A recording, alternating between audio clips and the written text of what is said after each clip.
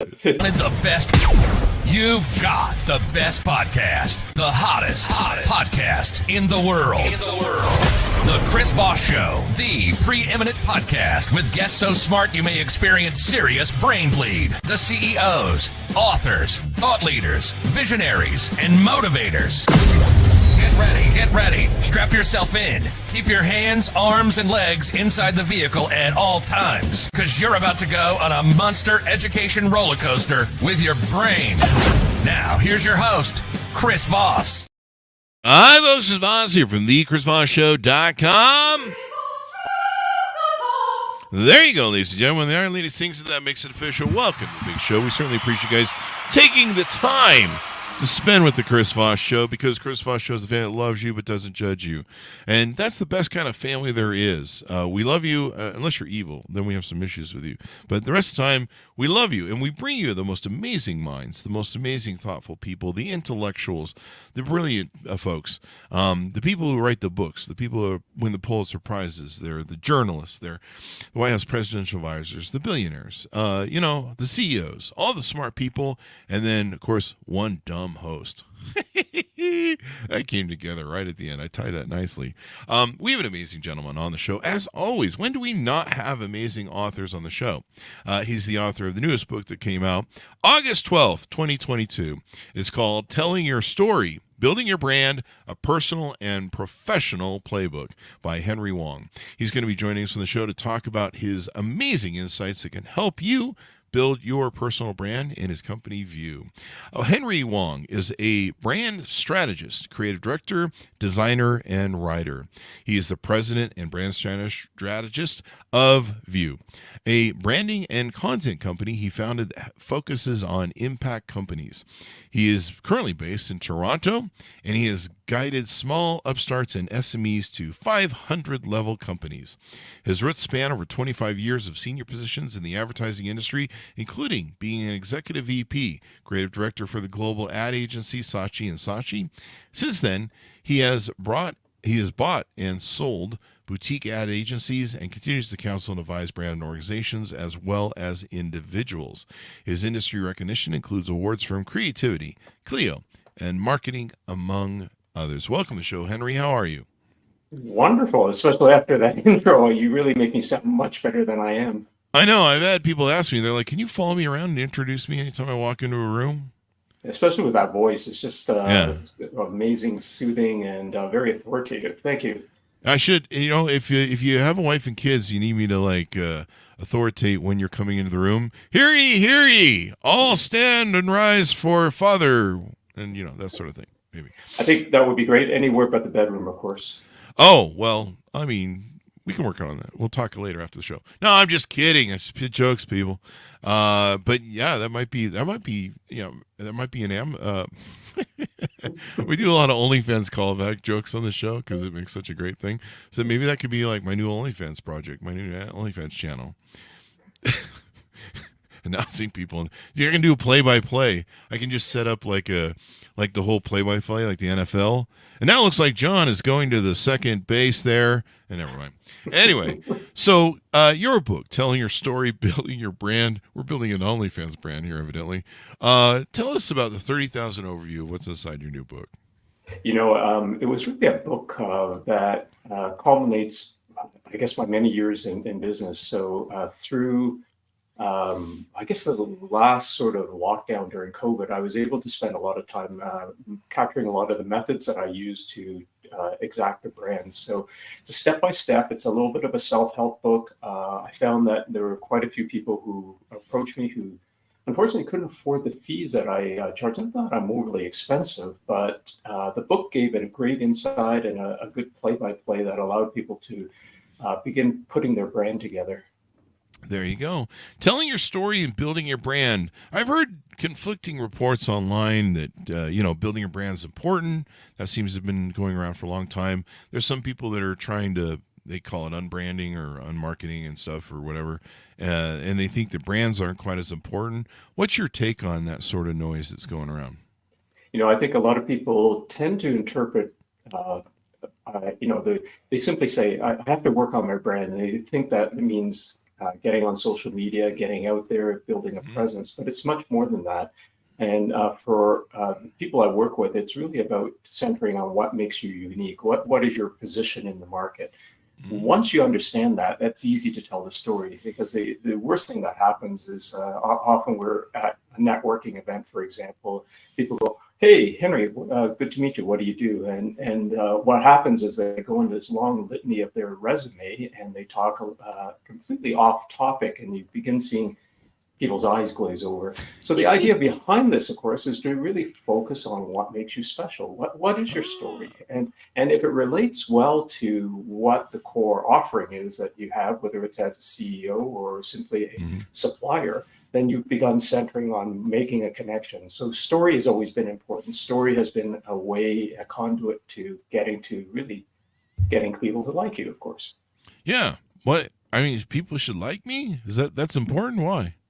I think so much of it really comes down to that, because if you begin comparing all the services out there, all the people out there, it's often that likability. Because what if I asked you, what is your favorite brand, and you may tout Nike, or you may tout, let's say, Apple, and I may drill a little bit deeper and ask you, well, why is that? And you might talk about the technology behind it, but ultimately, it comes down to simply, I happen to like that brand. And I find that time and time again. So the likability is an important aspect of what your brand is all about. Yeah, because you don't want to be a brand that everyone hates. That doesn't work out too well, from what I understand. Or at least be a little bit less polarizing. Yeah. Ah, there you go. That's always good. Have you talked to Elon Musk? Anyway, Yeah. so the story. So do you help people on how to build that story and form that story as to what makes them unique? You hear great stories, like Apple and other brands. How do you figure that out? And I guess you help them in the book walk that through. Yeah, so it really does follow the process that I've used for well over 25 years, whether it's a product or service or a person. And it's really trying to figure out what makes you truly unique. Every one of us has a unique origin story. And once you understand what it is that sets you apart from everybody else, you can then begin retracing those roots to the beginning. So I often use comic books or even superhero movies as an example. And then, as you recall, with your Peter Parker or Captain America, there's a little bit of an origin to you, because what it does is help you begin to connect with the person and empathize with their journey. So part of that is sharing elements of it so that you can share it with other people, so that they can begin identifying, empathizing, and hopefully connecting with you in a positive way. So that's really the first step, is to understand what your story is, and then find a way to shape it so that people can obviously accept it. Because I could go on forever talking about my background, but you're really not interested. So really what I want to do is get to the essence of what my story is all about. There you go. And why do people find that the story is so important? Like, why is that important to people and consumers, et cetera, et cetera? I don't fully understand the why, but I've analyzed a lot of studies, and it shows that we tend to gravitate more to stories than simply facts. And it's really I think we're genetically wired that way from the beginnings of hunter and gathering around the campfire, where we shared stories. It was a way of sharing experiences, and a real example is much more powerful than simply going, listing again all the attributes of why I'm great, or all the attributes of why this product is great. Mm-hmm.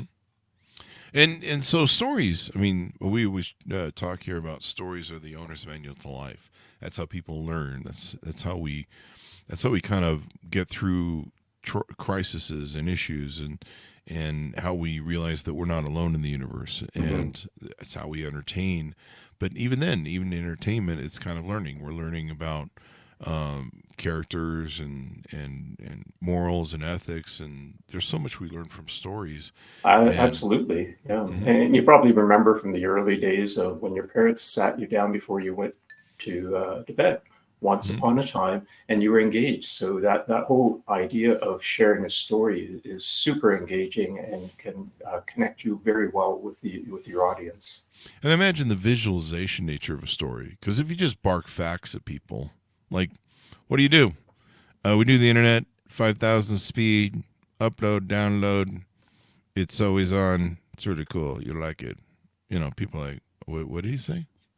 But if you tell a story about what the meaning is behind your brand and what it means, and sometimes they listen to your story and they go, so what is it that you do exactly? Mhm. So I guess there's Yeah. there could be some disillusion in your story that doesn't communicate effectively Yeah. sometimes. So master storytellers know how to stay on target. They know how to Mm-hmm. stay connected with their audience, and they know the sort of the push points of it. I talk a little bit about in my book, and I did a lot of analysis of con artists, for example, and they're wonderful storytellers, and they're wonderful people in engaging you and pulling you in. And it's not that we want to follow and become evil like them, but there's something quite engaging about someone who has that gift of gab and that ability to be able to share something that hooks you in, and suddenly find yourself opening up your wallet, opening up your checkbook. And that's the effectiveness of a good story. It's Mm-hmm. funny, if I could share, I've been Please. in advertising for well over 25 years. So I have a little bit of a cynical approach when it comes to hearing pitches and hearing sales and that. And I remember one time years ago, a woman knocked at my door. It was a rainy night, and I opened the door, and she said, "I've just moved into the neighborhood, and unfortunately, I parked my car down the street, and it got towed away. And I was wondering if you could loan me $100 so I could get it out of the impound." And the ad guy in me goes, "Okay, you're conning me." And I said, "You know what? I think I've heard this story before." And she simply smiled and then kind of like, "Okay, thank you, good night." But she knew the power of a story. She knew the idea that if she could connect with me and get my sympathy, then I would Mm. follow through, and follow through to, in what marketing we call the call to action. Her call to action is, "Give me $100." Wow. The call to action is really important, and everything else. What are some other aspects of your book we haven't talked about? I think it's also really understanding who you are as a person. So there's a lot of exercises to help you go through that. And whether you do personality tests or you do enneagrams or your astrology, it's really a composite of who you are. What I tend to do with a lot of brands and people is interview the people close to you, around you, your Hmm. colleagues, your friends, and that forms a more composite, composed picture of you. Because if I simply asked you, Chris, tell me a little bit about yourself, I think you'd spin a wonderful tale of the background, but it's really only your perspective on it. So Yeah. the idea is to be a little bit more objective. And what we do is, apply a lot of the marketing principles that I use to try to get to the essence of who you are. Mhm. From there, I can then determine how you might be able to sit amongst all your competition. That's referred to as positioning. Once we Mm. work out that positioning, and we then determine what ultimately is the uniqueness of that, and from that there's a message that comes out of it. From that message now comes the rest of the story. So then do you begin to formulate the story? So too many people start right away with the story, or right away, to your point, the call to action, and Mhm. don't get to the essence of what might make me special, what might make me connected with you in some way. There you go. Tell us a little about yourself. People like to hear your origin stories of our authors as well. How did you grow up? What influenced you? What made you get into the businesses that you're in and where you're at now? I often try to work out that route, but I think, like a lot of entrepreneurs, we often have a circuitous route to, where we are today, because we've tried many things. But I think back on my early days, and my beginnings were really quite humble. I grew up in the back of a Chinese restaurant. Didn't speak a word of English. I was a new immigrant. My parents were new immigrants. I was born here in Toronto, and they put me to work at a very early age. So they're peeling apples, peeling carrots, and that. When I became of age and I began learning English, and it became my, of course, adopted language, they put me to the front of the house, where I took cash, I interacted with customers. So it's like that little short round from the Indiana Jones movie, this fast talking little kid. And I found, by sharing stories, by really understanding all the different people who walk through, whether it was a truck driver or a family or a couple coming in for the evening. I found different ways to engage with them. And I think that really formed my ability to connect with people and tell stories. So years later, of course, that came in quite handy as I entered into the advertising world. And story is a key part of it, because you look at any sort of commercial, a 30-second commercial that I used to write and produce, it really is just a mini story that we're trying to create. There you go. So tell us about your company, View, and how does it work? Well, View really, I started back in 2016. I'd gone through a number of different entities of partnerships on buying and selling. And the previous company, one of my early partners, unfortunately had passed away. He had been suffering from Alzheimer's for a number of years. And at that point, I decided to take a little bit of a reset on the type of company and the type of clients I want to take on. So when I started View, it was really with the whole idea of only working with impact companies, companies that want to make a difference in the world. So I thought at that time would be a quiet way to kind of slow down, begin to take on less business and that. And surprisingly, the opposite happened. More and more people came to me because they were very much aligned with what my mission was and what my purpose was in starting the company. So I often write about that in terms of understanding what your purpose is, whether you run a company or you as an individual, because once you begin to comprehend that, you can bring more people on side. You can bring the people on with the same vision, the same sort of goals that you have. And ultimately, it comes down to, I think you can't be everything to everybody, but you can be the right thing to the right people. So understanding who you are, I think, really begins to shape the client base that you have, or the type of followers that you really want, or the type of people you want to engage with. Mm-hmm. So should CEOs and companies internal have a story? And Yeah, very much so. I mean, everybody has something that drives them to begin a company or to lead a company. Quite often, they may put on a little bit of a face, but when I peel back the layers, I find that there's often something that truly motivates them and excites them and gets them to, whether it's money or whether it's the mission of the company. There's often a reason for them to get up in the morning. Yeah, I need to get that. I need to have I don't know if I have a mission or a story. Maybe I do. I don't know. I have to think about You it. probably do. I mean, you've been doing this for many, many years, quite successfully, and you obviously enjoy it. You love engaging with people, and I think there's something about you as a person. And we've only recently met, of course, but you seem to have a wonderful curiosity about it, and I think that's obviously what drives you and connects you well with people. Mm-hmm. Yeah, it does. I really like people. And I kind of had, somewhere in my life, I began being a story collector like you were in the early days of your parents' restaurant. Stories became, watching people, understanding their motives, their belief systems, why they did things. That shaped me really very large early on. I was trying to survive my childhood and trying to understand why the world seemed really freaking crazy. And I'm still trying to figure it out. But no, I've learned to really like people because, number one, I'm sick of me. I've spent 56 years with me, and I'm tired of all my stories and my stupid shit. And so it's more interesting to engage with other people and listen to their stories. And life is like this whole wilderness of mirrors. It's this whole journey that you go through, and there's probably millions of different pathways and forks in the road and different things you do. And it's interesting to me to talk to people about the journey they took, why they took it, why they chose one fork in the road over another. I find it very interesting. I find people very interesting, what motivates them. I think I forget his name, King of the CNN radio guy. Don King? Oh, Larry King? Larry King. For some reason, I always Yeah. stick to Don King with the fight promote. But Larry King, I heard him say one time, he goes, I like interviewing people because I'm really interested in them. He goes, when I go on a plane, I talk to people. When I go in an elevator, I talk to people because I'm always curious about people. I thought, that's really cool.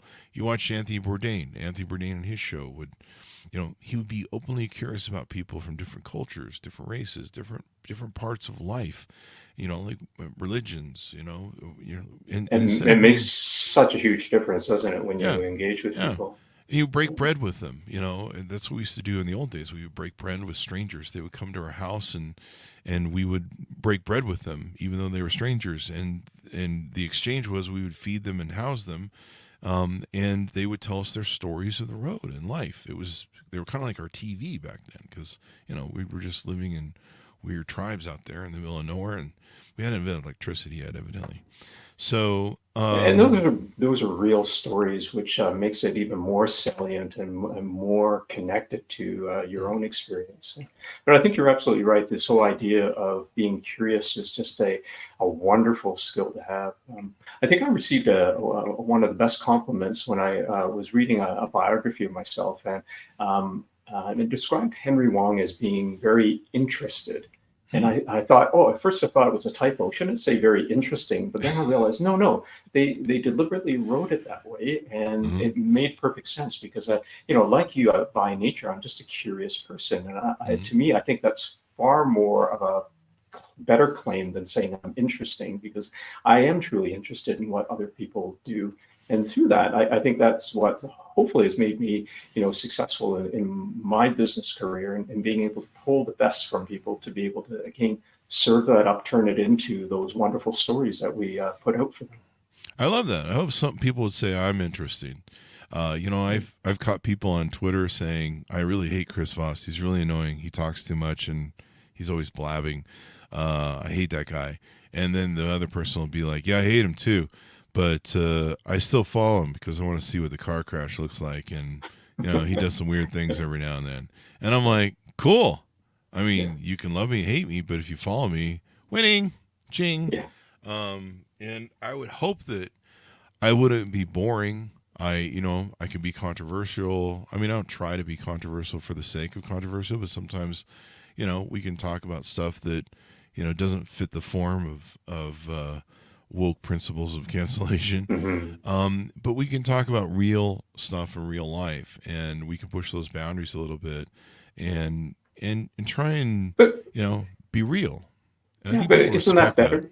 Yeah, don't Yeah, you think that's better than trying to yeah, be everything to everybody? And yeah. I think that's a problem often with until recently, many politicians seem to follow that mode, which is I need to be as neutral as possible, as non threatening, as conforming as possible, so I can appeal to as many people as possible. But that isn't always the case, and you really do need to stand for something, because ultimately, if you think about it, it's your own happiness. Being something that you're not can really lead to a major disconnect in who you are as a human being. That or you just seem like you're a generic brand. Like we're just like a white Hmm. box on the shelf. We're not trying to upset anybody with pictures or anything. Don't Yeah. mind us. We're just sitting here doing our thing. And I don't know. Maybe some people that's a story. I don't know. No, I mean, for a lot of the products I've helped sell over the years, that's probably the worst death of possible, where you're Hmm. so vanilla that nobody really wants you. You really do want to be something and be meaningful to people. And sometimes that means taking a bit of a stance and living to what you believe in, even though not everybody agrees with Yeah, and that's why I order strawberry ice cream instead of vanilla it. because screw that vanilla stuff. Um, No, say that isn't so. no, I'm just teasing. I love Yeah. vanilla bean, really good vanilla, like authentic vanilla stuff. That's really good. But yeah. And there's all sorts of great variations of that. In fact, now I'm getting hungry and thinking of vanilla bean ice cream. Uh, let's see where is it gonna segue that. You should do That your just show screwed over me up. food. Yeah, no, Yeah, no. I should. Oh, damn. Food. Yeah, I mean that's really why people like Anthony Bourdain do, have done very well, because much of his content was done over food, and food, like story, is just a Yeah, wonderful conduit to opening up these conversations. that's a good idea. I'd love to. I wish somebody would give me Anthony Bourdain's job. I'd love to do that. That'd just be so fun. Except for the food poisoning every now and then you get when you travel internationally. Yeah. That would not be fun. But there's the one guy that wings or whatever. He does some wings over food. That's Oh kind of yeah, yeah, interesting. that's right. That's Although it's right. kind of Yeah. masochistic, it's sadistic in some sort of way. It's like, let's make a movie star who's respectable melt down into a puddle of crying. It seems a bit much, but Well, it we is a bit actually of a hook, and everybody's looking for that unique way to present their content. I mean, even Jerry Seinfeld, getting coffee with comedians in a car. in a car. Wonderful That's so concept. great. But, Yeah. again, it's a little bit of a hook that gets people to pay attention. I think we joked with somebody recently that we might do a show where we just eat together, but there'll be a lot of plate clinking, the silverware and people hang on, we talk with our mouthfuls half the time, so it might not be the greatest show. Lots of I burping. think definitely, definitely worth trying. Definitely worth We'll trying. call it the burping show, Yeah. the digestive entrail show. Anyway, so with brands, so as a CEO in a business, it's important to have a brand. There was another question I had, and it's lost somewhere in the ether, but it'll come back to me. And what do you find? What do you find most people get wrong with building their story and telling their brand story? I think it's really getting into the weeds and not really understanding their audience. So often frame it this way. You really have a 3-second story, a 30-second story, and a 3-minute story.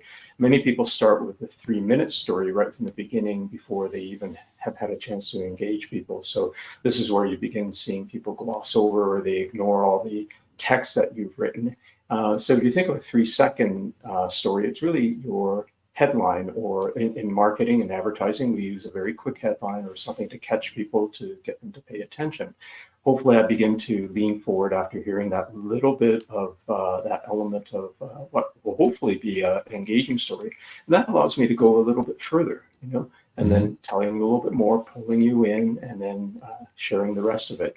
So the mistake people often make is to get to the long form before they've had a chance to determine very shortly if this is the person who wants to engage with me or not.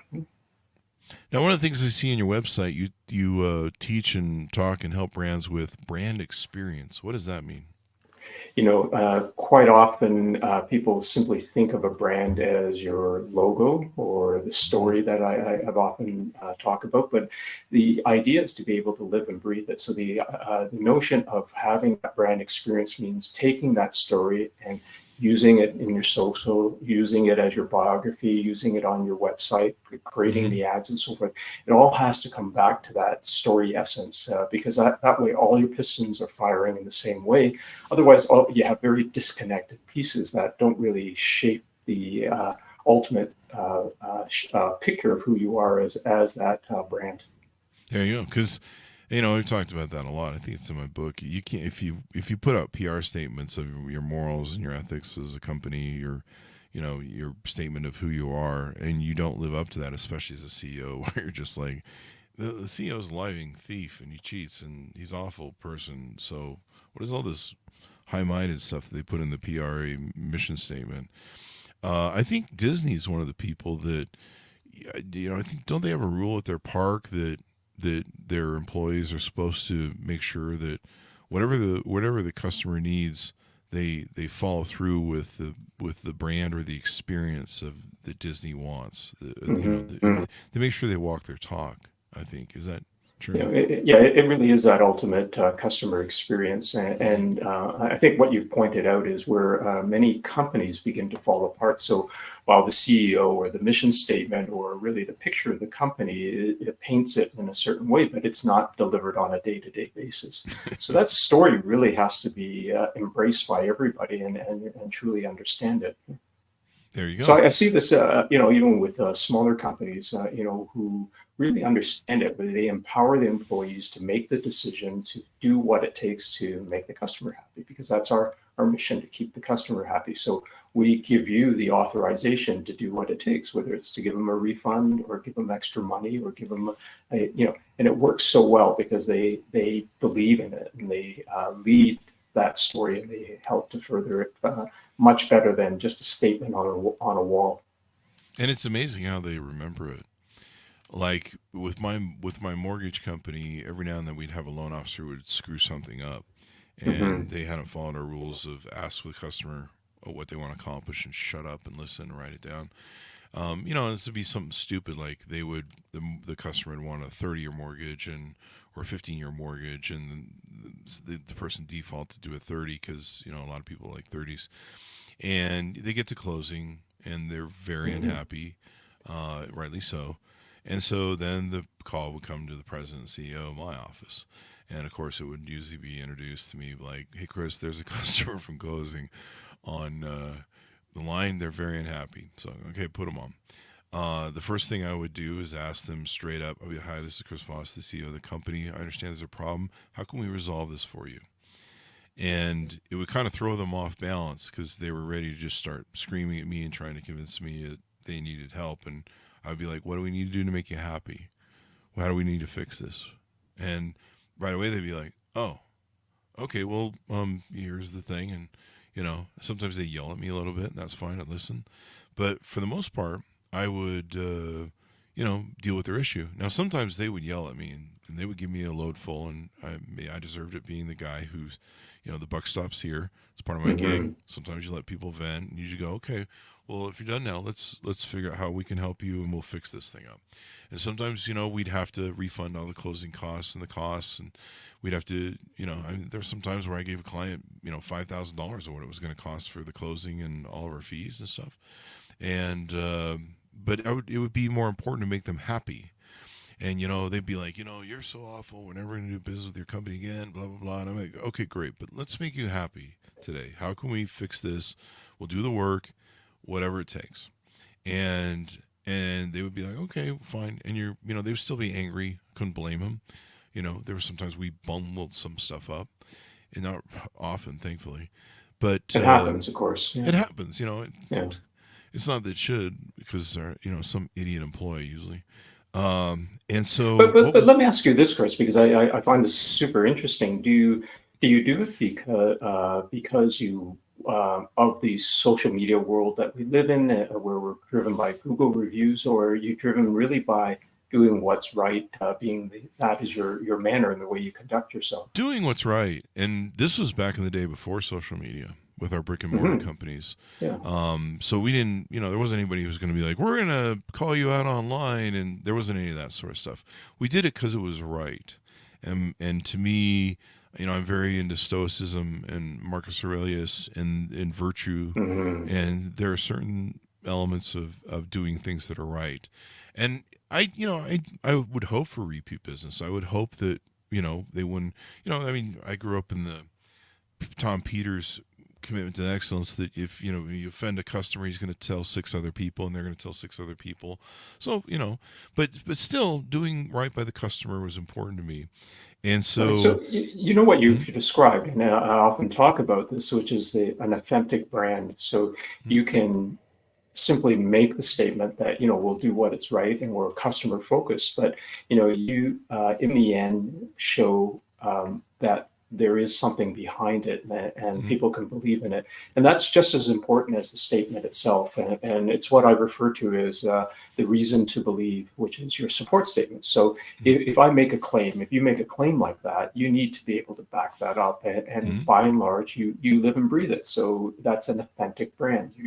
It goes from the beginning to the end in terms of the way you conduct yourself. Yeah, and don't argue with people. These systems people have nowadays where a customer has to argue, yell, scream, go through 3 managers to get finally to somebody who goes, oh, yeah, we'll just take care of that. That's bullshit. I hate that. And so the interesting thing about this story was I would be, I'm like, okay, well, we pissed off that guy. He's never coming back again. You know who would always come back to us? Those people. They come back a year or 2 later for another refinance or another house they got. And what was funny was how they would come back. They would come back, and I would see them and be like, oh, shit, that dude told me, he's spending half an hour chewing my ear off about what a horrible person and company I was. And he said some really ugly things to me. I'm not sure I want And you think it's going to be a repeat experience. Yeah. And they would come up and they'd be like, it was so great doing business with you. You were so wonderful. And I'm like, I don't remember being wonderful. But they would have turned the story around their head. And they were like, you're so great. And, sometimes we did 5, 6 loans with people. Sometimes they were investors, and they would come back to us every time.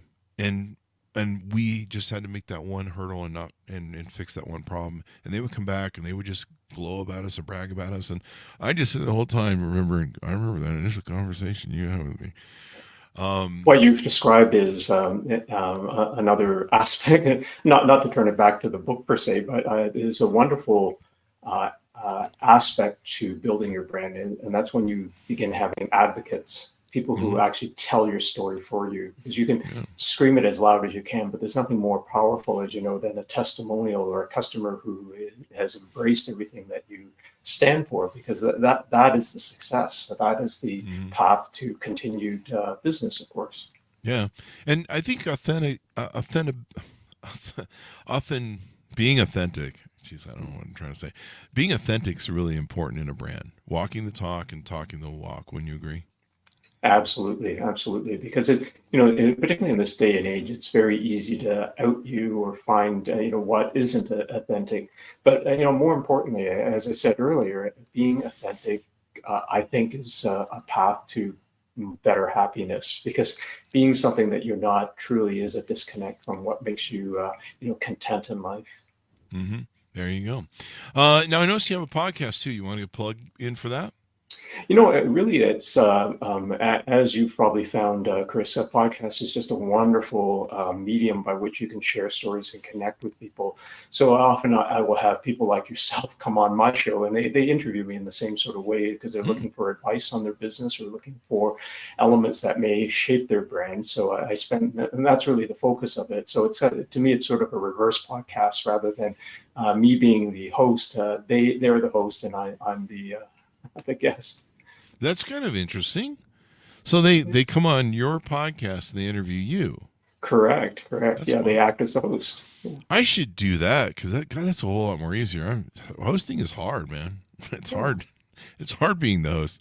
So I'm just gonna let people do that from here on out. They can be like, they can interview me, and I don't know how would they. I bet you have some great stories, and I'd love to grab some time just to maybe get to that and be your host at one point. That might be interesting. Yeah. Although I'm not the best guest though.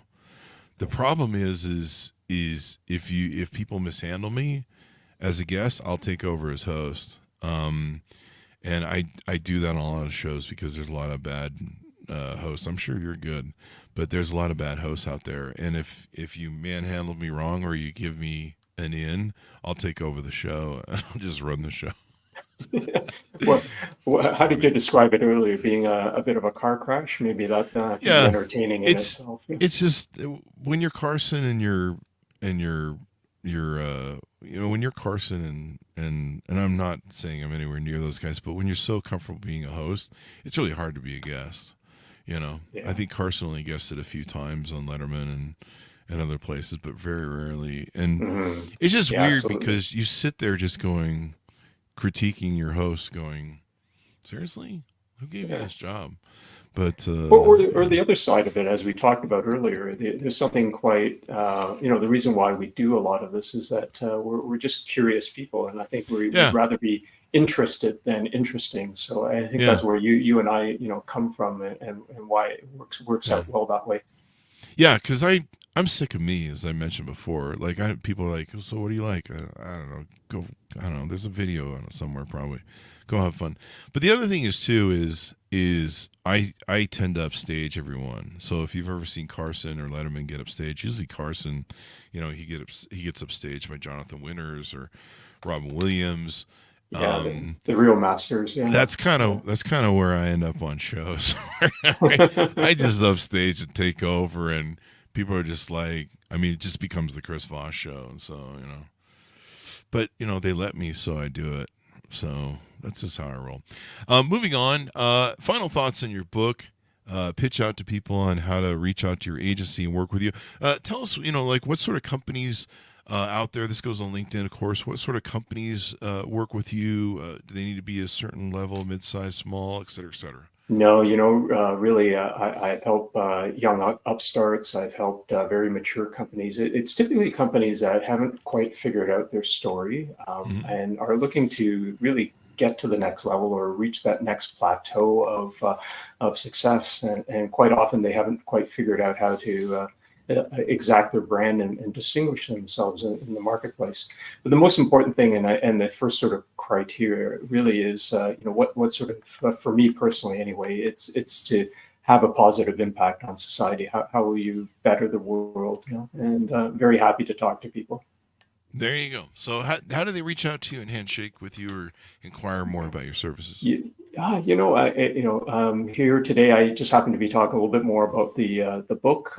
So on my own personal website, henrywong.co, you'll find more about the book I put together, but also there's contact information. But often LinkedIn is the best way. I find that's a perfect way to engage and know who we are before we even begin talking.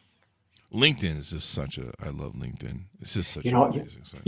what's really funny? I read about and sorry, I'm going offside for No, a it's fine. second, but people have started using it as a dating site. It's hilarious because and if you think about it, it's a wonderful way to vet people right from the beginning before you get it, because you can't be any more truthful than you can be on LinkedIn compared to, let's say, Match.com or the other Yeah. sites, of course. Plus, chicks can figure out how much money you have in your title and stuff. Yeah. I actually had a gal write me in my dating groups, and I guess she's interested, but she's like, "Where is there a profile of you that's better than Tinder and other things that you have profiles on?" And I hate Tinder, but I tried it once, and so there's some residual sitting there. But I sent her my LinkedIn profile. So yeah, it's a dating site, I guess now. And just stay tuned for lots of Snapchat pictures showing up on That LinkedIn. may be the next evolution, or Yeah. uh, Don't send dick pics through LinkedIn, people. Make it stop. Let's have one prominent, established, decent, professional social media site, please. Okay, there's enough sites for all that other garbage. So there you go.